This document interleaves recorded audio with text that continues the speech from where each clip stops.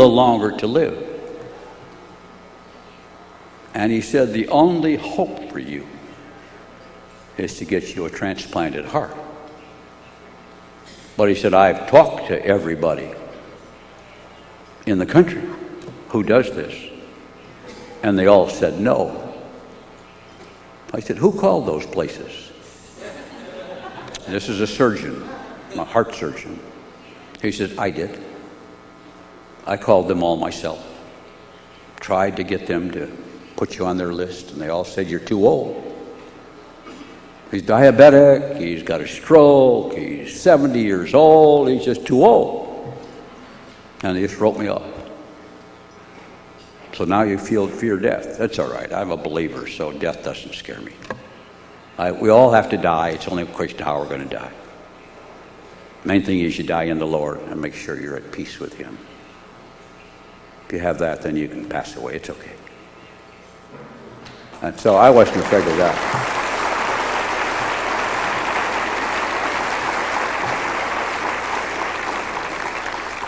But I said, I got a bunch of grandchildren, and I'd like to see them grow up a little bit farther. Just a little farther. And he said to me, he said, I have one doctor in England that I've talked to. I sent him all your medical records and asked him if he would consider you as a patient for a transplant. And his answer was, I have to see him. Well, he says, you got all the records, and no, he said, I have to talk to him. My son Dick flew over there. He was over there for another reason. He went to see him. He says, he's a really good guy, this is a good guy for a heart. You ought to help me. He said, I'll have to talk to him. I know now why. But in any case, he said he'd see us. So Helen and I, my dear wife, we packed up. We got a suite in the hotel. We were moving to London, and we're going to get a heart. I have no idea why we had that faith. We believed that so totally. We arranged the rooms, we arranged everything, and we're moving in. We did move in, even before we went to see him. Belief, folks. You have to believe in what we and you are all about. Believe it. And when we went to see him, I think Doug was with us. He talked to me. He had told my son Dick it'll take 4 days to evaluate him. I didn't know that. So I figured we'd go in and get this job done. So I went in and started chatting with him, and he checked me out and put his stethoscope on. He listened to my heart a little bit, and he really knew all that.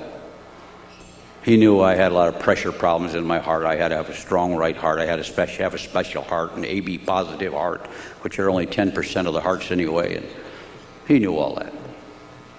And after a couple hours, he said to me, why do you want to live?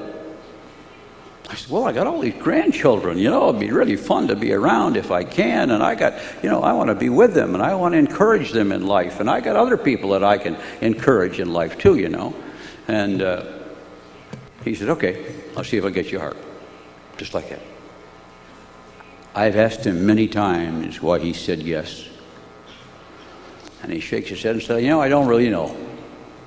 I said, didn't you realize the problems you would have giving a heart to a rich American?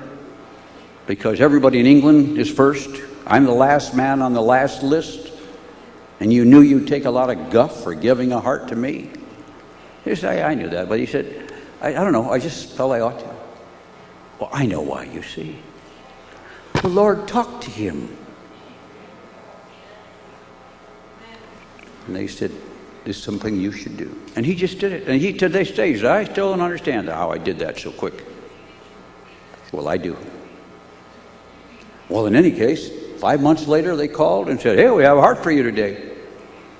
Well, in the meantime, we learned that I had my lungs were affected. Therefore, I had a strong pressure in my right heart because the left side of my heart was dead. The right side of my heart was doing all the work. So I needed a special heart, not just a heart. Not just AB heart. I had to have a special, raw, strong right side. And then I want you to see how the Lord works in details. Inside that hospital is a woman who has bad lungs. She's AB positive. Because she has bad lungs, she has a strong right side heart. Amazing, isn't it? And so the doctors went to her and asked her a simple question. If we can get you a new heart and lung, may we have your heart for somebody else? And she said yes. Then the door was open. It's amazing that she said yes.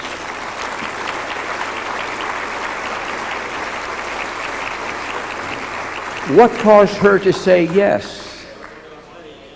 That same little voice that put her in that hospital at that point in time, and my doctor who was working, that was at my house yesterday visiting, and she said, I just saw her, and I said, you know, if we can get her this, we can do that. It'll do that. They call it a domino.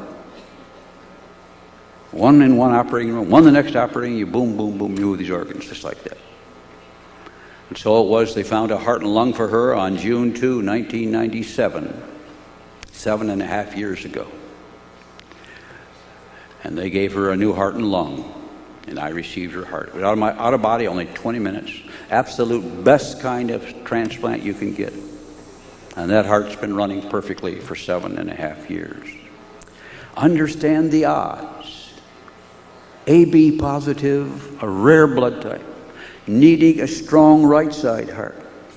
In addition, if they had given that heart I have in me in anybody else, it would have blown out their lungs. Their lungs couldn't have handled it. If I had had a regular heart, it would not have had the power to press into my lungs and would have failed. The perfect heart, perfect timing. God's timing is perfect. In God's hand.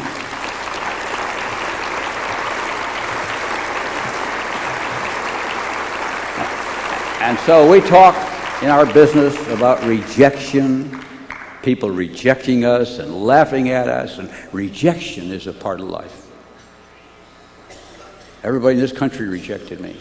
One heart works. A group of people say yes. It had to be that special. And then it had to be a heart that nobody else in England could use. And as it turns out, it was so unique. The very uniqueness of what my needs were is what made it impossible for anybody else to use it. And the doctor said to me, if you weren't here, that heart would have just died in the bucket. And I must tell you, as you go through life and overcome your fears and your rejection and all that, just remember, the power of God is at work in life. And I ask you to speak to Him. Ask Him to be in your life. And when you talk to Him, He'll talk to you. But God asks you to talk to Him first. And ask Him to come in your life and make Himself known.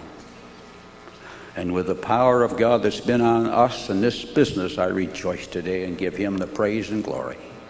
And I thank God for you. And I thank God for an opportunity to be with you.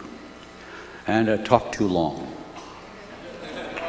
And to just share a little bit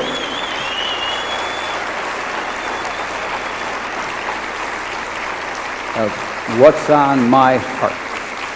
And assure you, this business is behind you. You have heard our plans for you. You know what we're going to try and do to help you in the year ahead, to encourage you and empower you. And we have some new bonus plans, but that's not the reward. That's just a little money. The real reward will come as you have all these smiling faces of people who say, remember the day when you came to see me? And I argued with you and you encouraged me, and now look what's happened, and I want to thank you and I love you because you first loved them. Respect. Respect is not demanded, respect is gained. And respect is only gained when you show respect for them.